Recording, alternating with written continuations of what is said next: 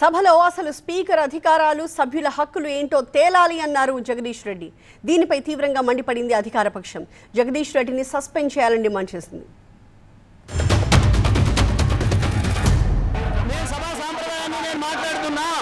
Speaker గారి powers గురించే నేను మాట్లాడుతున్నా. స్పీకర్ గారి ఆదేశాల ప్రకారం అందరూ కూర్చుంటేనే నేను మాట్లాడతా. నేను అదే ప్రశ్నించదలుచుకున్నా. స్పీకర్ గారి అధికారాలకు సంబంధించే మాట్లాడదలుచుకున్నా. నేను అందరిని ఆటోలో పెట్టండి మీ అధికారం ప్రకారం, ఆ తర్వాత నేను మాట్లాడతా. అధ్యక్ష సభ ఆటోలో పెట్టండి. అధ్యక్ష మొత్తం రాష్ట్రం అంతా చూస్తుంది, కావాలని నేను చెప్తున్న విషయాన్ని తేలాలి. సభా సంప్రదాయాలు తేలాలి, స్పీకర్ గారి అధికారాలు ఏందో తేలాలి, సభ్యుల హక్కులు ఏందో తేలాలి అని తేల్తేనే నేను మాట్లాడతా. అధ్యక్ష కూర్చోబెడితే మాట్లాడతా. అధ్యక్ష నేను జగదీశ్వర్ రెడ్డి గారు తక్షణమే సస్పెండ్ చేయాలని చెప్పి మిమ్మల్ని కోరుతున్నాం. అధ్యక్ష దళితులపై జరిగినటువంటి అవమానాన్ని యావత్ దళిత జాతికి క్షమాపణ చెప్పాలి.